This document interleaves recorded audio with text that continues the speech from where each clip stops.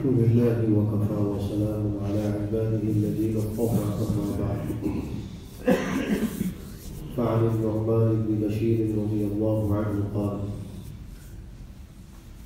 تصدق علي أبي ببعض ماله فقالت أمي عمرة بنت رواحة: لا أرضى حتى تشهد رسول الله صلى الله عليه وسلم. فانطلق أبي إلى النبي صلى الله عليه وسلم أن يشهده على صدقتي، فقال رسول الله صلى الله عليه وسلم: أفعلت هذا بولدك كلهم؟ قال: لا. قال: اتقوا الله واعدلوا بين أولادكم. رواه البخاري ومسلم. حضرت نعمان بن بشیر رضی اللہ تعالیٰ عنہ کا بیان ہے کہ میرے والد نے اپنے کچھ مال کا میرے اوپر عطیہ کیا. میری ماں عمرہ بنت رواحہ نے کہا کہ اس عطیے پر میں اس وقت تک راضی نہیں ہو سکتی جب تک آپ اللہ کے رسول صلی اللہ علیہ وآلہ وسلم کو اس پر گواہ نہ بنا لیں. چنانچہ میرے والد آپ صلی اللہ علیہ وآلہ وسلم کو اس عطیے پر گواہ بنانے کے لیے آپ کے پاس گئے. رسول اللہ صلی اللہ علیہ وآلہ وسلم نے ان سے پوچھا: کیا آپ نے اپنے سب بچوں کو اسی طرح عطیہ دیا ہے؟ انہوں نے کہا کہ نہیں. اس پر اللہ کے رسول صلی اللہ علیہ وآلہ وسلم نے فرمایا کہ اللہ سے ڈرو اور اپنی اولاد کے درمیان انصاف کرو. اس حدیث شریف میں اولاد کا ایک حق ذکر کیا گیا ہے، اور اس سے پہلے بات سمجھ لیجیے، تقریباً بہت سے لوگوں کو یہ مسئلہ درپیش ہوتا ہے. وہ اپنی زندگی میں اپنی اولاد کو کچھ دینا چاہتے ہیں تو وہ پوچھتے ہیں کہ ہم اس کو میراث کی طرح تقسیم کریں یا کیا کریں. تو اس میں ایک دو باتیں سمجھنے کی ہیں. پہلی بات تو یہ ہے کہ میراث کا تعلق مرنے کے بعد کے وقت سے ہوتا ہے. زندگی میں مال کو میراث نہیں کہا جاتا. لہذا جب اولاد میں کوئی شخص اپنے مال کو تقسیم کرنا چاہے تو اس کو چاہیے کہ وہ برابری کی بنیاد پر تقسیم کرے. اس میں میراث کی طرح ایسا ہرگز نہ کرے کہ لڑکوں کو 2 حصے اور لڑکی کو 1 حصہ. یہ تو میراث کا ضابطہ ہے، للذکر مثل حظ الانثیین. البتہ اگر اولاد میں وہ سمجھتا ہے کہ ایک معاشی طور پر کمزور ہے یا ایک جو ہے وہ دیندار ہے اور زیادہ معاش میں ہی لگا ہوا اور بقیہ زیادہ لگے ہوئے ہیں، تو اس وجہ سے اگر ان کو زیادہ دے تو اس کی گنجائش بھی ہے. لیکن اس میں بہتر صورت یہ ہے کہ بقیہ اپنی اولاد کو بتلائے کہ دیکھو اس کو جو میں زیادہ دے رہا ہوں اس کی وجہ یہ ہے، تاکہ وہ اولاد بھی دل سے راضی ہو جائے.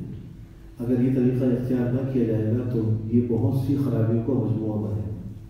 مثلا ماں باپ کے لیے اولاد کے دل میں کدورت کا باعث بنے گا. عداوت ہو سکتی ہے کہ ہمیں پورا نہیں دیا اور اس کو زیادہ دیا، ہمیں کم دیا. ایسے ہی خود بھائیوں کے آپس میں یہ رنجش کا باعث بن سکتا ہے. وہ کہیں گے اس کو باپ زیادہ دیا، اس کے مخالف ہو جائیں گے، اس کو نقصان پہنچانے کی کوشش کریں. تو اس لیے بہتر طریقہ یہی ہے کہ اگر زندگی میں وہ دیں تو اپنی اولاد میں برابر تقسیم کریں، اور اس میں ماں باپ کو یہ بھی اختیار حاصل ہے کہ اپنے لیے اور اپنی بیوی کے لیے جتنا ضرورت کا حصہ ہے روکنا چاہے روکیں. مثلا کہیں کہ یہ مکان جس پہ ہم رہتے ہیں یہ ہمارا ہوگا، بقیہ جائیداد ہم تقسیم کرتے ہیں برابر، یا اتنا پیسہ ہمارے پاس یہ ہماری ملک ہوگا، بقیہ اولاد میں تقسیم کر دیں. تو وہ یہ بھی کر سکتے ہیں.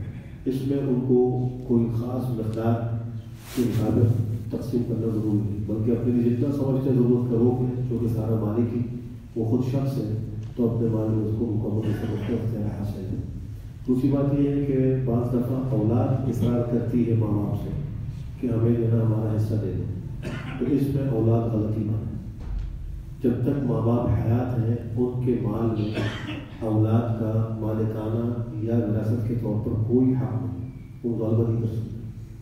اگر ماں باپ اپنی خوشی سے اولاد تقسیم کریں ان کی مرضی ہے، ہدیہ دیں، کسی کو گفٹ دیں، عطیہ دیں، یہ وہ کر سکتے ہیں. لیکن کوئی بچہ مطالبہ نہیں کر سکتا کہ آپ نے اتنا کچھ کمایا، یہ میرا ہے، یہ مجھے دے.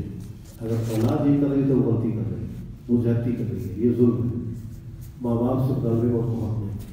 ہاں، ماں باپ کے انتخاب کے بعد جو مال ان کی ملک میں ہے، اب اس میں وارثوں کا شریعت کے حقوق کے مطابق حصہ ہوتا ہے، پھر اس کے مطابق اس کو تقسیم کیا جائے.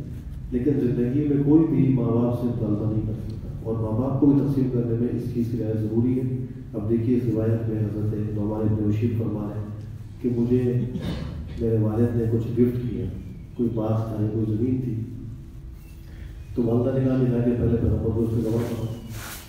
ان کی اور بھی اولادیں تھیں, ان کی دوسری بیوی سے اولادیں بھی تھیں. یہ جو عمرہ بنت رواحہ جن کا نام ذکر ہوا ہے یہ ان کی اولاد تھی.